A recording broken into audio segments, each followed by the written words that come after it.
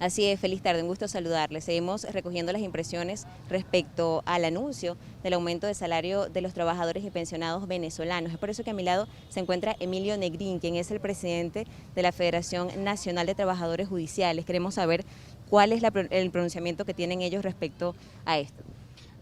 Primero que nada, buenos días. Sí, en primer lugar, esta ocasión estamos llamando a esta rueda de prensa frente a las instalaciones de una de las sedes judiciales que representa la República Bolivariana de Venezuela, en primer lugar, para hacer un rechazo contundente con respecto al aumento que se dio el día de ayer, en lo que colocan el salario mínimo en $26. Un salario en $26 que en realidad no es como tal un salario, es un desmejoramiento del salario. Venezuela se ha convertido en un país en el que el aumento de los salarios ahora se representan un punto negativo para los trabajadores en Venezuela. ¿Por qué representa un punto negativo? Porque resulta que no hay manera como paralizar los precios y que la gente pueda de verdad sentir ese verdadero aumento. Nosotros en este sentido hacemos un rechazo porque tenemos más de 5 años luchando para que se cumpla lo estipulado en el artículo 91 constitucional, en el cual especifica que el salario del venezolano debe estar acorde con la canasta básica venezolana, que en la actualidad la canasta básica está por el orden de los $600 y en la canasta integral está por encima de los $700. Para las personas que no tengan información al respecto, la canasta integral solamente es comida, más vestido, más recreación, que son parte importante de esto. Sin embargo, también en esta oportunidad también rechazamos lo que algunas organizaciones y algunas centrales sindicales han intentado hacer con el patrono. Estas acciones que nosotros venimos realizando desde hace muchísimo tiempo están enmarcadas en la defensa del salario y la defensa del artículo 91 en la Constitución. Bien, escuchaban declaraciones de Emilio Negrín, presidente de la Federación Nacional de Trabajadores Judiciales. Él puntualizaba que este aumento del salario para los trabajadores y pensionados venezolanos es inconstitucional. En primer lugar, porque no está significado en la canasta básica y ellos aseguran que es insuficiente para los venezolanos. Es la información que tenemos hasta el momento para Noticias Globovisión. Con ella vamos a retornar el contacto con ustedes al estudio. Gracias a Osmaris López por la información. Continúan las reacciones a propósito del aumento salarial. Ahora nos trasladamos hasta la Federación Nacional de Empleados Públicos. Giselle Quintana estuvo allí y nos tiene detalles. Hola, sí, buenas tardes en el estudio y a todos los que sintonizan Noticias Globovisión a esta hora. El contacto lo hacemos para conversar con el presidente de la Federación Nacional de Empleados Públicos, FEDUNEP, Antonio Suárez. Esto es a propósito del anuncio que se hiciera el día de ayer por parte del presidente Nicolás Maduro sobre un ajuste salarial a medio petro, lo que equivale a 126 bolívares aproximadamente. Señor Antonio, muchísimas gracias por recibirnos el día de hoy y un poco para conversar sobre este ajuste salarial que además implica una salarización de los bonos y un incremento en los estatiques de 45 bolívares. Bienvenido. Sí, bueno, el ingreso del trabajador promedio, contando la salarización de los bonos, que se monta sobre 160, 170 aproximadamente. O sea, más allá de eso, hay que recordar que el trabajador ya venía percibiendo económicamente un ingreso. Ese ingreso, esos bonos que se llamaban, que estaban incluidos y se percibían mensualmente, rondaban los 100 de un trabajador bachiller, de un técnico medio, estaba sobre los 100 y algo, ¿verdad? Ahora sube a 200 y algo de bolívares digitales. ¿Qué quiere decir esto? Que el aumento no surte, no cumple con las necesidades que tienen los trabajadores, los activos y los jubilados, y más aún que los jubilados se calcula su pensión en función de la escala salarial. Entonces, esto lo que hace es distorsionar un poco y lo entendemos más como un ajuste que tiene que ver con algunas medidas de tipo económico que ha venido adoptando el gobierno y que van a tener impacto en los trabajadores, porque al tener impacto en bienes y servicios van a afectar, por supuesto, más aún el salario del trabajador. Pero no resuelve para nada y lo que va a provocar es que las personas, los trabajadores, los grupos de forma aislada, organizados o no, van a seguir protestando y exigiendo un salario digno. Para reiterar un poco, señor Antonio, la propuesta que han venido haciendo constantemente desde FEDUNEP en cuanto al salario para los empleados públicos, ¿cuánto debería de ser? Sí, nosotros lo presentamos incluso formalmente a la Vicepresidencia de la República, estábamos rondando los 120 del salario básico, pues del grado 1 de la escala, incluyendo las primas que se perciben y los bonos que se perciben por contratación colectiva, que no tienen que ver con estos bonos que están salarizados.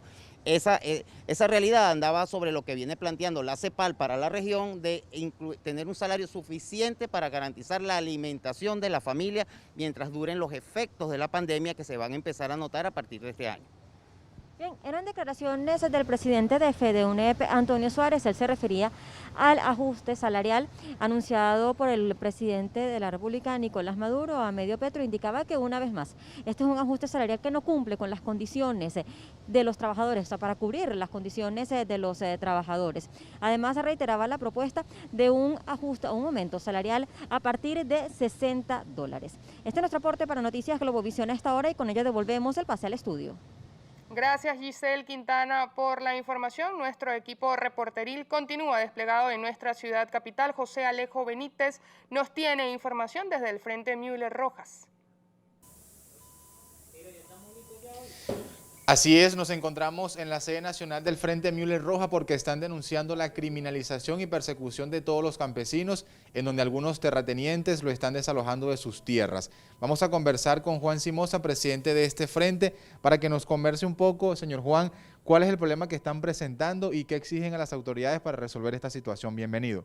Seguimos desplegados a nivel nacional en las asambleas agrarias en toda Venezuela, donde hemos venido recibiendo denuncias de judicialización de los pequeños y medianos campesinos que están siendo hostigados por terratenientes acompañados de funcionarios de los cuerpos de seguridad del Estado para desplazarlo y despojarlo de las tierras que fueron entregadas por nuestro eterno comandante Hugo Chávez y que hoy pretenden despojar a estos campesinos de la propiedad de las tierras. Cuéntenos rápidamente para que la audiencia conozca en qué estados específicamente de Venezuela se está llevando a cabo esta problemática.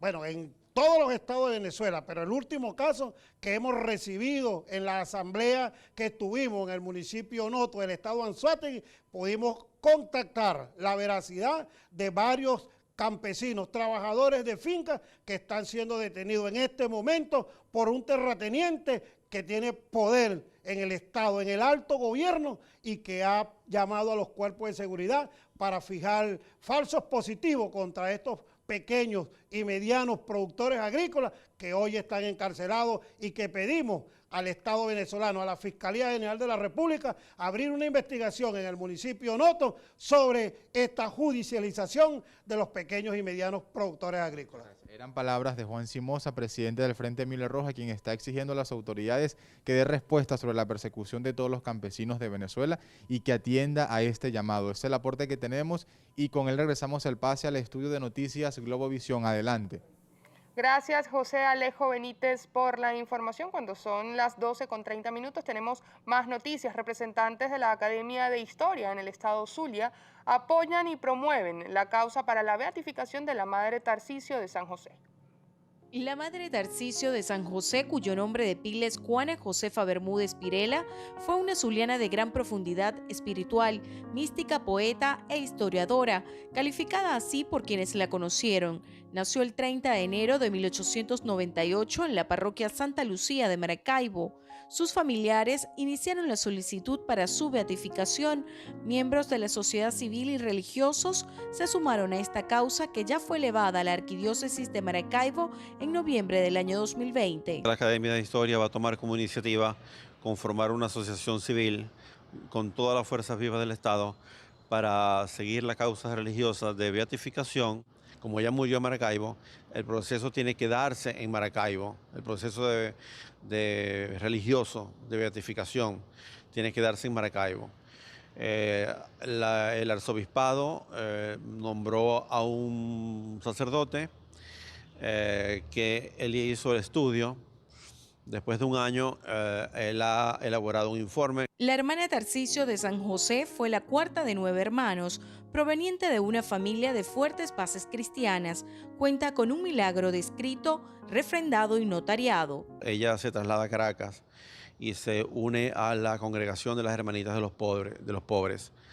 Desde allí empieza un largo apostolado. La eventual beatificación de la hermana Tarcisio de San José es significativa o ha de ser un hecho significativo para los zulianos, sería la primera zuliana elevada a los altares.